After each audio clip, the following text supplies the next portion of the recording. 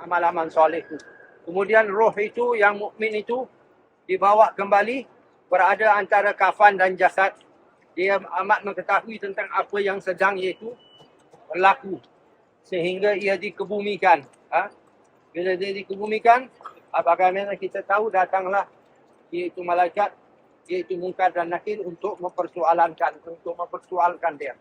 Ya, begitulah ringkasnya. Kalau dia iaitu daripada orang-orang yang tidak beriman atau meninggal dalam surah Fatimah, maka iaitu malaikat yang ambil itu adalah malaikat yang kita kata mengeri, yang dahsyatkan. Mereka akan bagaimana disebutkan iaitu dalam Quran Karim, mereka akan pukul dia kerana dia tidak mau lepaskan roh dia. Dia takut, ya, tapi dipaksa dicabut iaitu rohnya dalam keadaan sakit. Kemudian rohnya tidak boleh naik ke langit. Iaitu apa? Ditolak, maka mereka pergi ke iaitu Sijin. Sijin dikatakan dalam iaitu 7 petala iaitu bumi. Di situ ditunjukkan tempatnya iaitu di api neraka. Itu dengan ringkas sekali lah. Hadis dia panjang.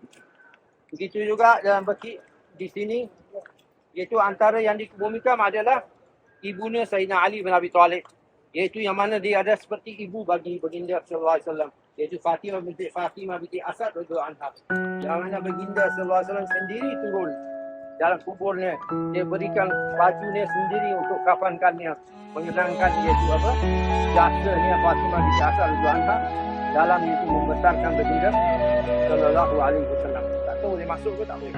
رقت عيناي شوقا ولطيبة ذرفت عشقا فأتيت إلى حبيبي فاهدأ يا قلب ورفقا صلي على محمد السلام عليك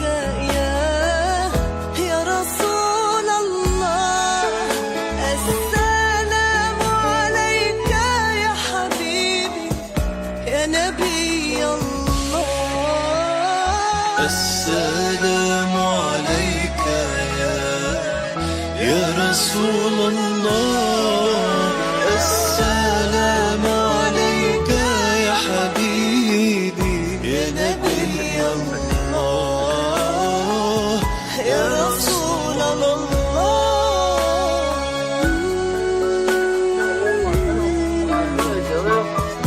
يا رسول الله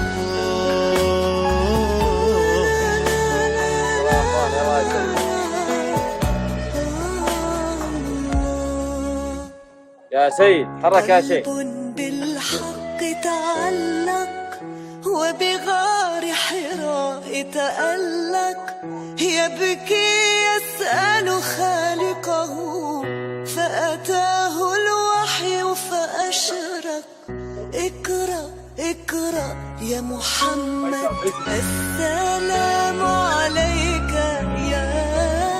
يا رسول الله السلام عليك يا حبيبي يا نبي الله السلام عليك يا رسول الله السلام عليك يا حبيبي يا نبي الله يا رسول الله محمد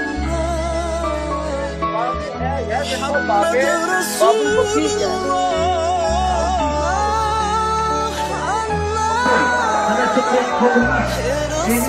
الله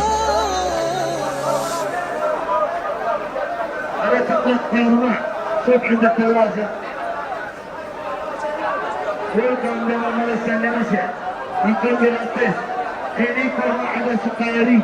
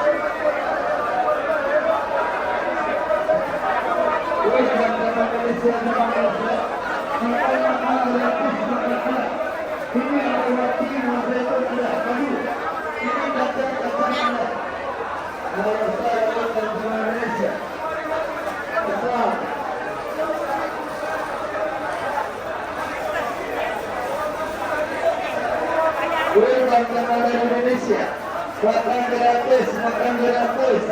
Boleh coba awal. Cari gambar penonton. Tak ada. Kita ada kan? Ada. Ini semua dia pistachio. Tak nampak. Yeah, that's the best one. Pamanah, the mount of the archers, the place where the Prophet ﷺ had placed 50 archers to protect the rear of the Muslim army, the back of the Muslim army. 50 of them. Which means where is the army, where is the battle? That is Uhud behind. So the battle was there, in between this and that big mountain there. So they were attacking from there, and therefore the back was exposed, so the Prophet put archers so that the enemy cannot come from behind and attack. So he put 50 archers there, sallallahu alaihi wasallam. But when the Muslims were winning the battle, 40 of them went down to get their booty, left with 10. So the Quraysh army was already defeated. They were withdrawing, but Khalid bin Walid with a platoon of horsemen, they saw the positions abandoned, weakened. So they came from the back, and then they attacked and killed the 10 of them, and then they pounced on the Muslim army. And so the Prophet ﷺ was injured. So during that time, he went up, some of them, they came up the hill again. There was a big commotion. And during that time, the Prophet ﷺ was injured. His tooth was broken. His cheek was pierced with a ring from his armor, and he was bleeding. And he was treated by his daughter Fatima radhiallahu anha.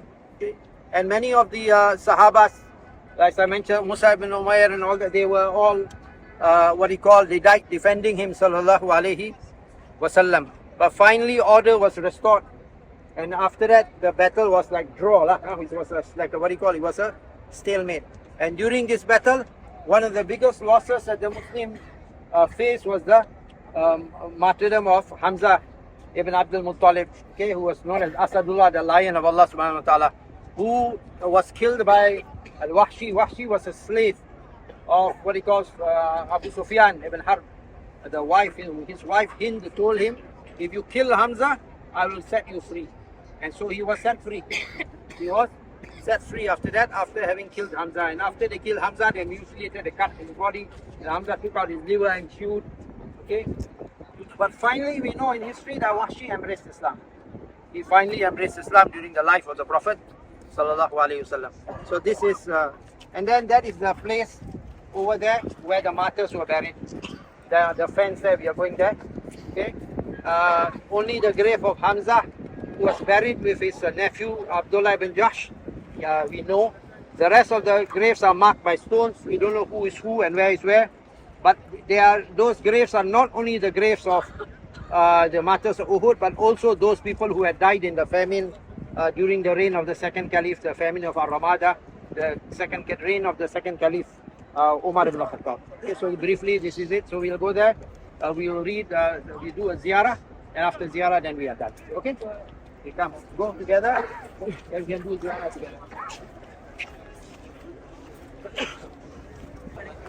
Alam semesta ini senantiasa berzikir kepadanya. Matahari, bulan, bintang, bumi, partikel, sel, terlihat atau tidak, semua berzikir kepadanya.